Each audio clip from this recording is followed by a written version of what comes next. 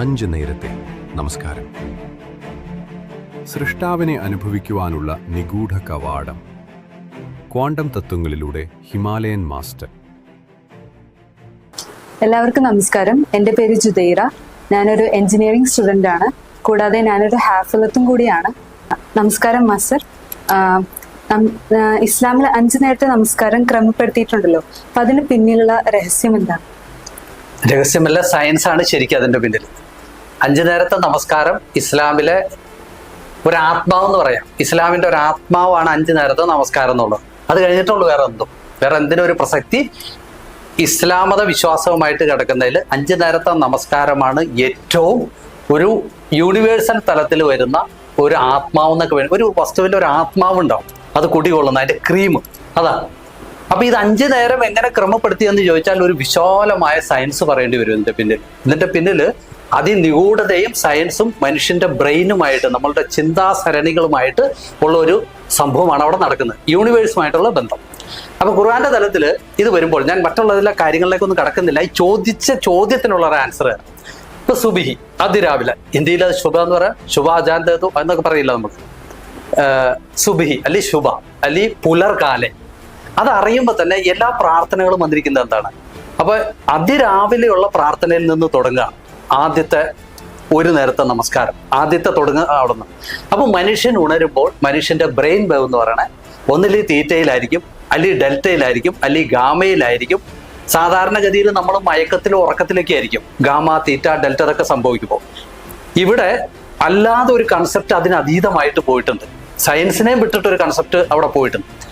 അതായത് കണ്ടുപിടിക്കാത്ത കുറെ രഹസ്യങ്ങളിലേക്ക് കിടക്കണം. മനുഷ്യ മനസ്സെന്ന് പറയുന്ന അതിരാവിലെ അറ്റ്ലീസ്റ്റ് തീറ്റയിലെങ്കിലും ആയിരിക്കും ആൽഫ, ഇനി ഒന്നുമില്ലെങ്കിൽ ആൽഫയിൽ. ഈ ആൽഫ, തീറ്റ, ഡെൽറ്റ, ഗാമയുടെ ഒക്കെ പ്രത്യേകത എന്താ? ഇതെല്ലാം പ്രപഞ്ചത്തിന്റെ സൂക്ഷ്മാവസ്ഥയായിട്ട് കണക്റ്റഡാണ്, യൂണിവേഴ്സുമായിട്ട് കണക്റ്റഡാണ്. ഒന്നുമായിട്ടല്ല, നേരിട്ട് നമ്മുടെ നിലനിൽപ്പ്, സൃഷ്ടി, ഇങ്ങനെയൊക്കെയുള്ള അതിനിഗൂഢതയിലേക്ക് കണക്റ്റഡ് ആണ് നമ്മുടെ ബ്രെയിൻ. അപ്പൊ സയൻസ് കണ്ടുപിടിക്കാത്ത 1000 ഫ്രീക്വൻസികൾ കിടക്കാം, ലക്ഷങ്ങൾ കണ്ടുപിടിച്ചേക്കണം, വളരെ നിസാരം. അപ്പൊ ഒരു മനുഷ്യൻ ഗാമാ തരംഗത്തിലോ അല്ലെങ്കിൽ തീറ്റയിലോ അല്ലെങ്കിൽ ഡെൽറ്റയിലോ ആൽഫയിലോ എണീറ്റാൽ നേരെ യൂണിവേഴ്സിലേക്ക് കണക്റ്റഡ് ആണ്. അപ്പോൾ ഇസ്ലാം പറഞ്ഞു സൃഷ്ടാവിനെ ഓർക്കൂ. ഇവിടെ ഞാൻ നമസ്കാരം എന്നുള്ള വേർഡ് വരിക, അതായത് നമസ്കരിക്കൂ അല്ലെങ്കിൽ നിസ്കരിക്കൂ അല്ലെങ്കിൽ നിക്കരിക്കൂ, ഇങ്ങനെയൊക്കെ കൊളോക്കിയൽ വേർഡ്സിലൊക്കെ പറയാം, നമസ്കരിക്കൂ. അപ്പൊ ആദ്യത്തെ ലെവലിൽ വരുമ്പോൾ നമ്മുടെ ബ്രെയിനിലേക്ക് പ്രോഗ്രാം ചെയ്യപ്പെടുകയാണ് യൂണിവേഴ്സുമായിട്ട്. അതായത് യൂണിവേഴ്സിനെ ഓർക്കുകയാണ്, സൃഷ്ടാവിനെ ഓർക്കുകയാണ്, ബ്രെയിനിനെ ഓർപ്പിക്കുകയാണ്. പലവിധ പൊസിഷനുകളിൽ കൂടിയും പലവിധ ലവ്സിൽ കൂടിയും, അതായത് വചനങ്ങളിൽ കൂടിയും, ഖുർആന്റെ ലവ്സിൽ കൂടിയും, അതായത് വചനങ്ങളിൽ കൂടി, വാക്കുകളിൽ കൂടി ബ്രെയിനിലേക്ക് പ്രോഗ്രാം ചെയ്യുക.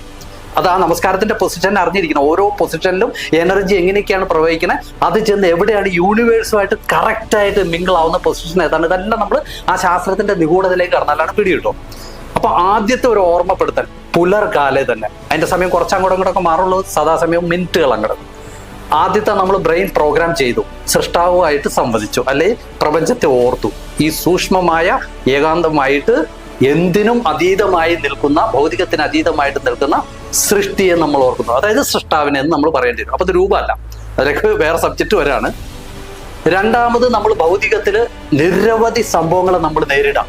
പല വ്യക്തികളെ, ആയിരക്കണക്കിന് സ്വഭാവങ്ങളുള്ള വ്യക്തികളെ, മൃഗങ്ങളെ, ജീവജാലങ്ങളെ, ജീവിത സാഹചര്യങ്ങളെ, കുടുംബ സാഹചര്യങ്ങളെ, അവനവന്റെ രോഗപ്രശ്നങ്ങളെ, ചികിത്സകൾ, ഇങ്ങനെ എണ്ണിയാലൊടുങ്ങാത്ത 1000 പ്രശ്നങ്ങളും 1000 ചിന്തകളും ഫാക്ടറി പോലെ കിടന്ന് മൈൻഡിൽ കിടന്ന് കറങ്ങാം. അപ്പൊ നമ്മുടെ ബ്രെയിൻ വേവ് താളം തെറ്റും.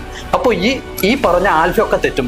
പിന്നെ ആൽഫയിലല്ല, പിന്നെ നമ്മൾ കണക്റ്റഡ് അല്ല, പക്ക ഭൗതികത്തിലേക്ക് കണക്റ്റഡ് ആവാം. അവിടെ ഓട്ടപ്പാച്ചില്, ആദി, വ്യാധി, ടെൻഷൻ, പിന്നെ ഒന്നും ഓർക്കലൊന്നുമില്ല. നമ്മളെന്ന നിലനിൽപ്പിനെ നമ്മൾ ഓർക്കുന്നില്ല. പിന്നെ നമ്മുടെ നിലനിൽപ്പ്, ഇതിന്റെ ഒരു എൻഡ് ഉണ്ടെന്നുള്ള ഒക്കെ മറന്നു പോവാണ്. ആ നിലനിൽപ്പിന്റെ ഊർജം എന്ന് പറഞ്ഞാൽ മരണത്തെ പറ്റിയൊക്കെ അവിടെ പറയുന്നത്. അപ്പോ എന്ത് പറഞ്ഞു ഇസ്ലാം? നീ വീണ്ടും ഓർക്കുക സൃഷ്ടാവിനെ, അതായത് പ്രപഞ്ചത്തെ ഓർക്കുക. അതിനെന്ത് ചെയ്തു? വീണ്ടും ഉച്ചയ്ക്ക് പ്രോഗ്രാമിങ്, വീണ്ടും പ്രാർത്ഥനയിൽ കൂടി, അതിതീവ്രമായ സൂക്ഷ്മമായ നമസ്കാരത്തിൽ കൂടി അല്ലെങ്കിൽ നിസ്കാരത്തിൽ കൂടി വീണ്ടും ബ്രെയിൻ പ്രോഗ്രാം ചെയ്യാണ്. അതിവിപുലമായിട്ട് സയൻസാണ്, പ്യുവർ സയൻസാണ്. വീണ്ടും ഇതേപോലെ ഭൗതികത്തിലേക്ക് ഇറങ്ങാം. നമ്മൾ സൃഷ്ടാവിനെ ഓർത്തു, അല്ലെങ്കിൽ പ്രാർത്ഥിച്ചു, അല്ലെങ്കിൽ നമസ്കരിച്ചു. അപ്പോൾ കുറച്ച് നേരത്തേക്ക് നമ്മുടെ തരംഗദൈർഘ്യം വ്യത്യാസം വന്നു, യൂണിവേഴ്സുമായിട്ട് കണക്റ്റഡ് ആണ്. ഇത് കഴിയുമ്പോൾ തന്നെ നമസ്കാരം കഴിയുന്ന വ്യക്തിയുടെ ഒരു ഓറ, ഒരു എനർജി പോലെ നമുക്ക് ചുറ്റുമുണ്ട്. ഞാൻ അത് പദാർത്ഥങ്ങളുടെ ഗുണങ്ങളൊക്കെ പറയണം, അതിനെപ്പറ്റി പറയണേ. അത് ചെക്ക് ചെയ്താൽ നമസ്കാരം കഴിയുമ്പോൾ തന്നെ അതിബൃഹത്തായിരിക്കും പ്രപഞ്ചവുമായിട്ട്. പക്ഷെ കുറഞ്ഞു വരും. കാരണം എന്താ? വീണ്ടും ഭൗതികം, നമ്മുടെ ചിന്തകൾ, നമ്മളുടെ ആലോചനകൾ, നമ്മളെ പറ്റിയുള്ള വിചാരങ്ങൾ ഇതുമൂലം വീണ്ടും ഏറ്റക്കുറച്ചിൽ വരും. ഇത് ഇസ്ലാമിൽ വളരെ വ്യക്തമായിട്ട് വീണ്ടും എന്ത് ചെയ്തു? അപ്പൊ എന്തുമാത്രം നിഗൂഢമായിട്ട് അത് ചിട്ടപ്പെടുത്തിയേക്കണം എന്നൊക്കെ വീണ്ടും പറഞ്ഞു. വൈകുന്നേരം അസർ വീണ്ടും നിങ്ങൾ കൊടുത്തു നമസ്കാരം, വീണ്ടും പ്രോഗ്രാമിങ്. അപ്പൊ സൃഷ്ടാവിന് ഈ രീതിയിൽ പോവാണ്. അവസാനം ആ റക്കഅത്തിലും കൂടെ, അതായത് അവസാന 5ാമത്തെ നേരത്തിലേക്കും കൂടെ ബ്രെയിൻ പ്രോഗ്രാം ചെയ്യുമ്പോൾ അതിന്റെ പ്രത്യേകത എന്താണ്? അതിന്റെ പ്രത്യേകത നമ്മുടെ ഫുഡുമായിട്ട് ബന്ധപ്പെട്ട് ഒരുപാട് കാര്യങ്ങളുണ്ട്. അതായത് 7:30 മുമ്പ് ഫുഡ് കഴിച്ചു, പിന്നെ ഫുഡ് കഴിക്കുന്നില്ല, ഇപ്പൊ സൂക്ഷ്മമായിട്ടിരുന്നു, ആ സമയത്തും കൂടി കൊടുത്തു. അപ്പോൾ ആൽഫയിലേക്ക് വന്നുകൊണ്ടിരിക്കുകയാണ്. ഉറക്കവും കാര്യങ്ങളൊക്കെ ആയിട്ട് വരും. വീണ്ടും പ്രോഗ്രാം ചെയ്തേക്കാം. ആ പ്രോഗ്രാം ചെയ്ത മനസ്സുമായിട്ട് പിന്നെയും കിടന്നുറങ്ങാം. പ്രോഗ്രാം ചെയ്ത മനസ്സിന്റെ പ്രത്യേകത എന്താണ്? അത് പീനിയൽ ഗ്ലാൻഡ് ആക്ടിവേറ്റ് ആവും വൈകുന്നേരം ചെയ്യുന്ന സംഭവത്തിന്. ഉറക്കത്തിന് മുമ്പ് ചെയ്യുന്നതിന് അല്ലെങ്കിൽ സന്ധ്യാസമയത്ത് ആ കഴിഞ്ഞിട്ടുള്ള പ്രോഗ്രാമിങ് ഒരു ബോംബ് പോലെ വർക്ക് ചെയ്താൽ നമ്മൾ ഡയറക്റ്റ് നമ്മുടെ നിലനിൽപ്പിന്റെ കാതലായ ഭൗതിക അവയവമായ മാങ്ങയുടെ രൂപത്തിൽ തലയുടെ ഒത്ത മധ്യത്തിൽ സകലതിനെ കൺട്രോൾ ചെയ്യുന്ന, നമ്മുടെ എനർജി വലയത്തെ കൺട്രോൾ ചെയ്യുന്ന പീനിയൽ ഗ്ലാൻഡിലേക്ക്, അതായത് അനൈച്ഛിക പ്രവർത്തനങ്ങളെ നിയന്ത്രിക്കുന്ന അവയവത്തിലേക്ക്, ആ എനർജി വലയത്തിലേക്ക് വീണ്ടും പ്രോഗ്രാം ചെയ്തു കൊടുക്കാം. അപ്പോൾ ത്രൂ ഔട്ട് യൂണിവേഴ്സുമായിട്ട് ഈ ലയനം വരും, അല്ലെങ്കിൽ സൃഷ്ടാവുമായിട്ട്. അടുത്ത ദിവസം വീണ്ടും ഇത് തന്നെ നടക്കാം. അതാണ് ഇത്രയും ഇടവേള വന്നിരിക്കുന്നത്. അതേസമയം ഒരു നമസ്കാരം അറിഞ്ഞെങ്കിലോ ഭൗതിക മനുഷ്യൻ അതുപോലെ തന്നെ ഭൗതികത്തിൽ ആടി ഒലഞ്ഞ് നെഗറ്റീവ് തോട്ട്സും ഈ വ്യാധികളുമായിട്ട് നടക്കും. സൃഷ്ടാവിനെ ഓർക്കില്ല, അല്ലെങ്കിൽ സൃഷ്ടിയെ ഓർക്കില്ല.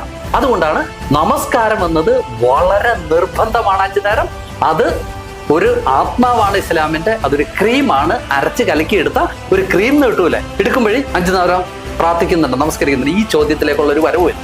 അതെന്തിനാണ്? ഈ പ്രോഗ്രാം ചെയ്തേക്കാണ് പീനിയൽ ഗ്ലാൻഡിലെ. എല്ലാ സമയം പീനിയൽ ഗ്ലാൻഡിലേക്കാണ് ഈ പ്രോഗ്രാം ചെയ്യുന്നത്, സുജൂദിലേക്കൊക്കെ വരുമ്പോൾ. ബട്ട് രാത്രി ആ 5ാമത്തെ നേരം ചെയ്യുന്നത് ഒരു ബോംബ് പോലെ നമ്മളിലേക്ക് കയറി നമ്മളെ യൂണിവേഴ്സുമായിട്ട് കണക്ട് ചെയ്തും യൂണിവേഴ്സ് എന്ന് പറയുന്ന സകലതിനെ പൊതിഞ്ഞു നിൽക്കുന്ന സൃഷ്ടാവിനെ ഓർക്കലാവും. സൃഷ്ടാവുമായിട്ടുള്ള റിയലൈസേഷൻ വർത്താനല്ല, ഒരു അനുഭവത്തിലേക്ക് വരും. അതുകൊണ്ടാണ് നമസ്കാരത്തെ ഈ വിധ ചിട്ടപ്പെടുത്തിയിരിക്കുന്നത്. ഇതിന്റെ പിന്നാമ്പുറത്തിന്റെ സയൻസ് ഇതാണ്. ആചാരാനുഷ്ഠാനത്തിലേക്ക് വന്നാൽ നമുക്ക് എല്ലാവർക്കും അറിയാം, ഹാഫിളാണല്ലോ. അപ്പൊ പിന്നെ ഞാൻ പ്രത്യേകിച്ച് പറഞ്ഞു തരണ്ട. ആചാരാനുഷ്ഠാനത്തിലേക്ക് വരുമ്പോൾ ഇത് എങ്ങനെ വർക്ക് ചെയ്യുന്നു, അത് കുത്തഴിഞ്ഞ ജീവിതം എല്ലാം മാറും, സിസ്റ്റമാറ്റിക് ആവും. ഒരു ഉറുമ്പിനെ പോലും കൊല്ലില്ല അല്ലെ?